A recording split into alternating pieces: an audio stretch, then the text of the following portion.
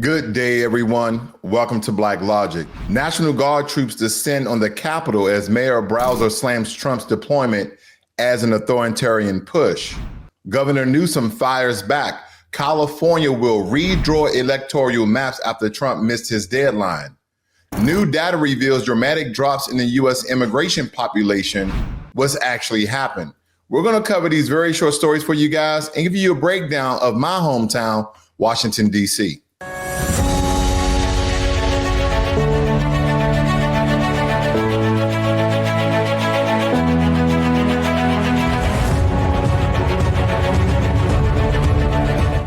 So President Trump has deployed National Guard troops, and they sought to appear in D.C. on grounds just yesterday.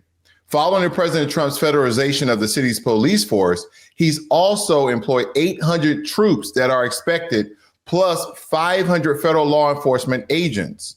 And Mayor Browser of D.C., who initially cooperated, has rejected the move, calling it an authoritarian push. She wants federal patrols limit to federal property and is warning of erosion of home rule authority. Well, in this case, being the mayor, she doesn't have the same rights and or authority that a governor would have if DC was a state. Now, critics argue crime in DC was already at a 30-year low. This intervention raises serious questions about motive and overreach. And some people will say, well, it's been at a 30-year low, but the president wants it even lower. I pointed out statistics just yesterday referencing in regards to Memphis, Tennessee, who literally has the most crime in any U.S. city. So the question is, why hasn't he deployed troops there? Why has he invoked Section 704? I digress, as we're going to cover more of that. Now, it states here that the D.C. mayor says Trump takeover shows why U.S. Capitol should be the 51st state. I think this is very important here. Let me just cover this very quickly. It states here, President Trump just yesterday, 2 days ago, invoking Section 740 of the Home Rule Act to take control of the police department. The 1973 law grants Washington, D.C. residents limited authority to govern themselves. I recall a time when I believe President Clinton was in office, and the only thing he did for D.C. was create tags that stated taxation without representation, because DC residents get taxed 8-9%. I don't know what the rate is today, but no less, we don't have any representation in Congress. We don't have a governor. There's a certain levels of governors that DC just doesn't have. And DC, by the way, was created by the state of Maryland and Virginia. We'll touch on that a little bit later as well as I read some more details here. Let me just go down here to the highlights. Basically, Trump said is very aware of the number of DC residents who voted for him in the 2024 election and has in turn taken an aggressive stance. So is this payback? What are we talking about here, folks? Is this payback? He stated that the president has named other liberal-leaning cities like Chicago and Los Angeles as places where he might send federal troops next. Is this retaliation? Again, I'm just asking these questions because it just seems as though he's been very bitter of the states and or jurisdiction that did not vote for him. His recent attempt to crack down on violent crime came after the Department of Government Efficiency, also known as DOGE, employee was assaulted during an attempted carjacking on August 3rd. And then again, that can happen anywhere in these United States of America. I guess no crime can occur in DC because, again, that is where the president resides. Well, unfortunately, Mr. President, there's crime that happens in all 50 states and the U.S. territories of America. Some states has more violence than others, but there's always been form of theft, larceny, murder, rape, assault. All of these crimes occur in each and every state and each and every territory. There's no jurisdiction, there's no district, no state, no region where crime does not happen in these United States of America. Now, granted, we was like the UK and we took away the guns. Could that reduce the amount of crime where people just will have to use knives or create pipe bombs like they do in the UK? I don't know. I'm just asking. But again, 30-year low of crime rates have dropped in DC, but yet again, President Trump has invoked Section 704 by federalizing DC police, as well as deploying 800 National Guard troops. And we're still trying to figure out why. Why, Mr. President? I digress. Now, Governor Gavin Newsom announced California will withdraw its electoral maps after Trump missed a deadline to halt GOP-led state redistricting. In trademark style, Governor Newsom marked Trump as a taco Trump in all caps social media post, threatening Democratic retaliation unless red states and stand down. This redistricting standoff sets the stage for a broader partisan battle ahead of the 2026 midterms. Control of the House may hinge on who wins this map war. So some of the plans that a lot of the red states, as well as blue states that have red enclaves, meaning Republican enclaves, planning to take over states like California to turn them either purple and or red or keep them somewhat neutral. But again, when you look at the states from Washington, Oregon, and California, that whole western seaboard usually stays blue. Now, if they were doing the strategy that they are imposing in Texas, then they could potentially turn California, half blue, half red, so on and so forth when it comes to Oregon and Washington state. But because of this deadline, Gavin Newsom is now taking a play out of the Trump playbook, is going to redistrict. So we, the people, don't have any power. Let me just get right down to the nooks and cranny of things. We, the people, don't have any power once we select and elect certain politicians in office. Because Governor Gavin Newsom is just playing tit for tat. But then again, is this strategic political warfare? Because he say, well, if I don't do this, the next time this comes around, he's going to remap and redistrict California lines to, again, gain way to unseat Democratic seats that have always been Democratic for a very long time. So again, depending on who's watching this video, whether you're Republican or Democrat, or you're just like me, you want the truth. Who does this benefit more? Does it benefit the American citizen, or does it benefit politicians? Now, in my opinion, when I went to the state of California, when my wife took me to LA my first time, there was great parts of LA, very beautiful. Let me tell you something. California is expensive.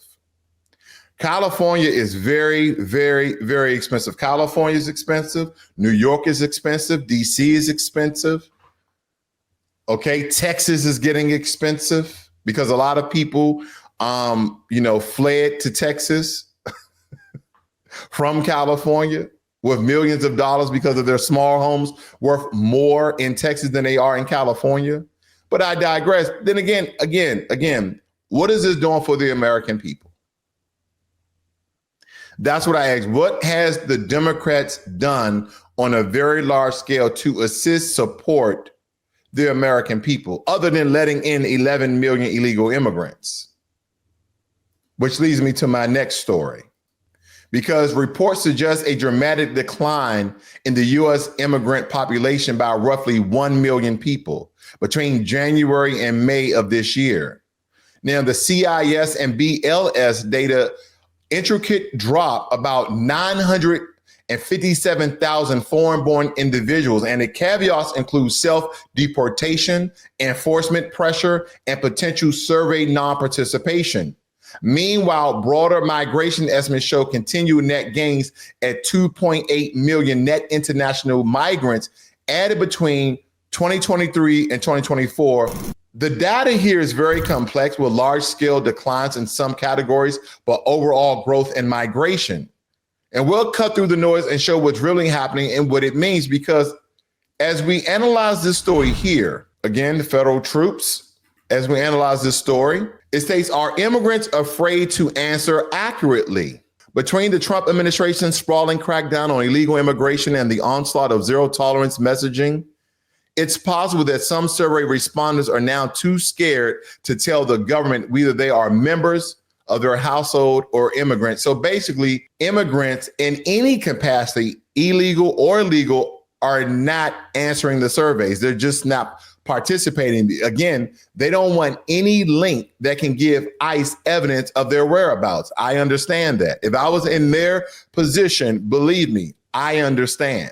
And it states here, they may be afraid to say they are a non-citizen, because even if they are in a legal capacity, does not mean that their residency or their visas can't be revoked. We've already seen it. So again, they simply are just not answering the surveys. They are not participating in this. And believe me, I understand this. It states that ICE has reported 246,000 removals so far this fiscal year, which began in October of 24 and ends September 30th, and includes more than 3 months of data under the Biden administration. But some other immigrants here legally or illegally have chosen to return voluntarily to their home countries. If the population survey is an accurate account, it would represent a mass exodus. This is a good thing. Now, when it comes to legal immigration, even though I understand in some regards, legal immigration still, mass legal immigration does hurt American citizens when it comes to depressed wages and opportunities in the job field, especially those American citizens who do not have higher education. So again, I totally understand. But when it comes to illegal immigration, it's a really good thing that people are now going home and going to represent their countries and work hard in their own countries and create opportunities in their own countries. Now, we must touch on DC, my hometown, because Washington, DC, supposedly the capital of the free world. But I'll give you guys the ugly truth. 700,000 Americans who live there. They have fewer rights than people in any other state. They pay federal taxes. They fight in our wars, and yet they have no vote in Congress. They have no senators, a single House delegate with no real power. They just holding a seat, getting paid for absolutely nothing, maybe pushing papers and sending emails. And when push comes to shove, even their local government can be overridden by yours truly, the president of these United States of America. As I was speaking earlier about Section 740, just this couple of days ago, our president, Section 740, which is the Home Rule Act, which is a 1973 law that grants Washington, D.C. residents only limited authority to govern themselves with one signature. He took direct control of the city's police department. No governor could have done this to them. But DC, do not forget, my home city, my home region, my home district is not a state. And that's the difference. The Home Rule Act is basically a leash, like a dog. It lets DC elect a mayor and a council, but Congress and the president can yank the leash at any time. Section 740 is a perfect example. It lets the president federalize the Metropolitan Police Department by bypassing the mayor entirely. She doesn't have any power, Mayor Bauer, especially when the president steps in. Now, imagine DC as the 51st state. That police force, it would be under a state constitution, not a federal statute. That's a clear distinction of the amount of authority that a governor and a state would have. And the president could request National Guard support, but couldn't simply seize control of local law enforcement without going through the governor. And a governor could say no. Now, same thing happened in California, no less. He kind of deployed troops there and he didn't even care what the governor stated. And the Supreme Court backed his play. So again, does it really make a difference when we speak about authoritarianism? See, a governor could fight it in state courts as well as in federal courts. They could slow the process. They could demand negotiations. They can use the full power of the state sovereignty to protect their citizens. But a mayor, Mayor Bauer, they have no such shield. The law is written so the president can simply take over. You guys want to know the power of a mayor.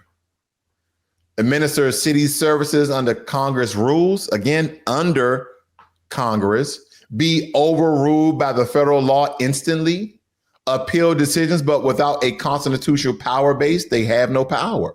But what could a governor do? See, a governor, he could command state-controlled police forces. He could refuse certain federal orders unless martial law, which that's basically what's being imposed, or specific statutes are invoked.